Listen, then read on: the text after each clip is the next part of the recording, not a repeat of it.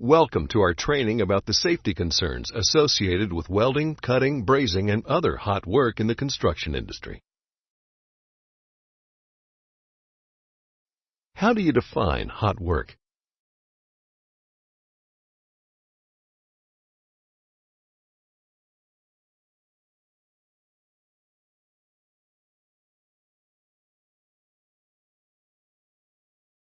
To weld, cut, and braze without risking fire or explosion, you must know how to inspect and prepare the hot work area, know how to prepare for potential fires, and remember safety precautions to take before welding or cutting containers.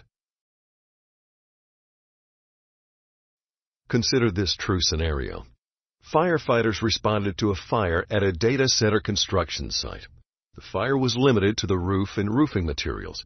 The fire marshal's office determined the cause of the fire to be accidental due to the welding of roof structure components from inside the structure, which ignited nearby combustibles, stored roofing materials located on the roof. The workers escaped safely, but the fire could have been easily prevented if safety precautions were followed. Let's talk about some ways this fire could have been prevented.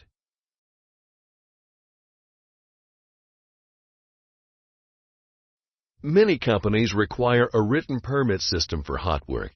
Permitting systems help ensure everyone takes appropriate precautions prior to hot work. Our roof fire scenario could have been prevented if there'd been a written permit system in place and the construction workers had followed it. The permit system would have included steps to inspect the area for combustibles, move or shield combustibles, and consider other options that do not include hot work. For example, using bolts and braces instead of welding.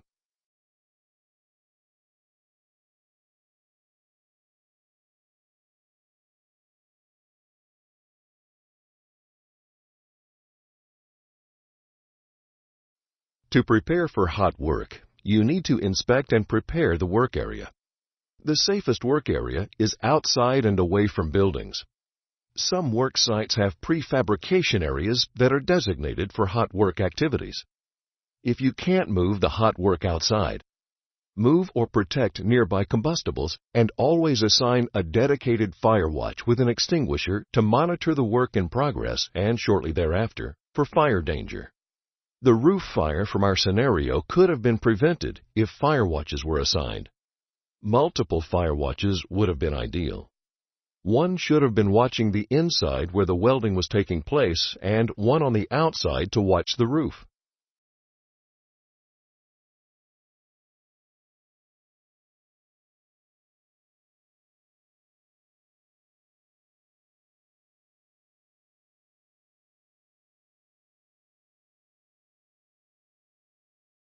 Inspect and control the area where welding, cutting, or brazing operations will take place before you start the work. Do not cut, weld, or braze in the presence of combustible or flammable fluids or atmospheres. Think about dangerous gases, vapors, or dusts in the area that can be a fuel source for a fire.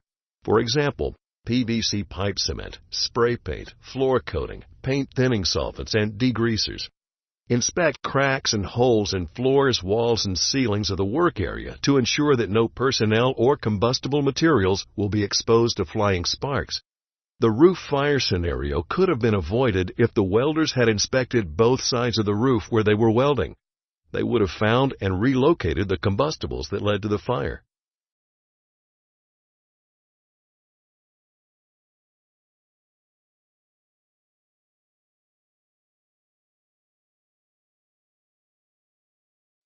Think back to our roof fire at the data center construction site. Who do you think was responsible for preparing the work area for hot work?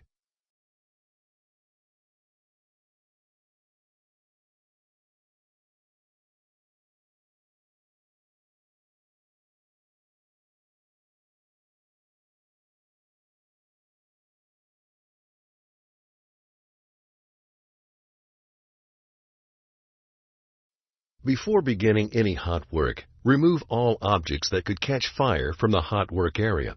For instance, in the roof fire scenario, the welder should have moved the combustibles before starting to weld. Move all combustible material at least 11 meters or 35 feet horizontally from where the hot work will take place.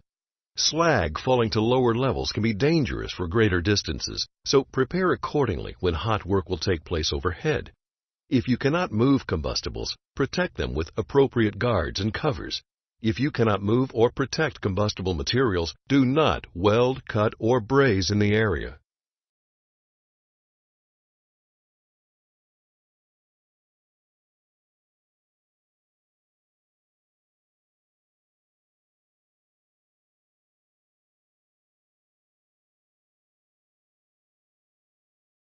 You are erecting an open web steel joist that will involve welding at an industrial construction site.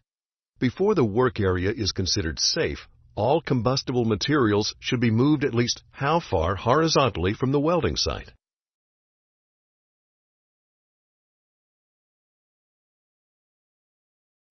Remember that while welders will prepare areas for hot work, everyone is responsible for work area safety. If you have any questions or concerns, stop the work. Do not engage in hot work until a qualified person inspects the area and addresses any hazards.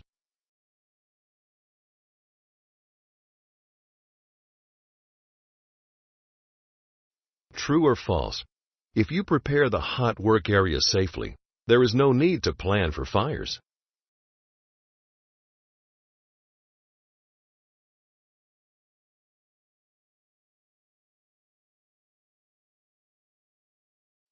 Even if you take all the appropriate fire precautions, you must ensure fire extinguishers are readily accessible. The fire extinguishers must be in good working order and be appropriate for the potential fire hazard. All hot work personnel should be trained to use portable fire extinguishers.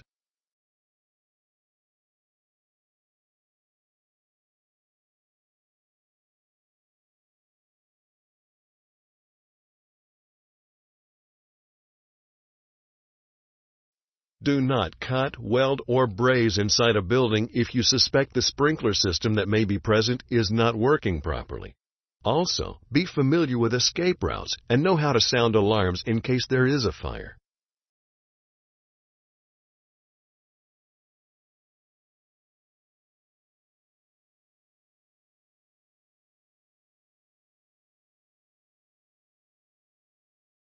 When you are welding or cutting containers, explosion hazards do exist.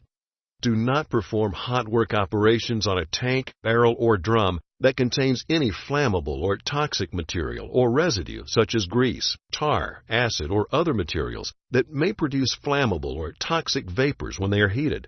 Do not heat any sealed containers regardless of their content.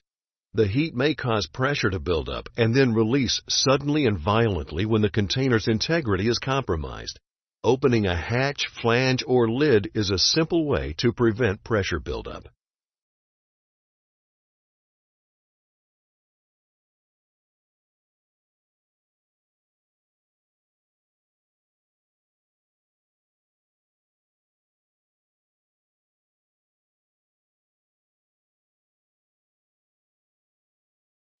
Treat any empty containers as flammable or toxic. Remove residue on the bottom or in crevices. For most materials, triple rinsing the container will suffice. When in doubt, refer to the chemical safety data sheet for cleaning instructions.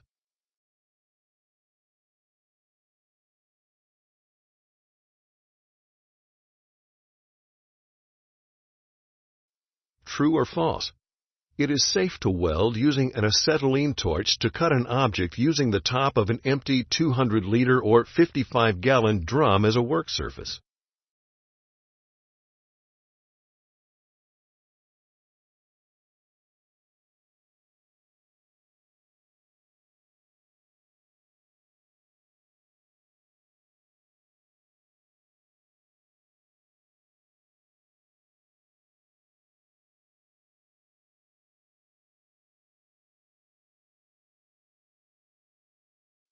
Remember that to weld, cut, and braze without risking fire or explosion, you must know how to inspect and prepare the hot work area, know how to prepare for potential fires, and remember safety precautions to take before welding or cutting containers.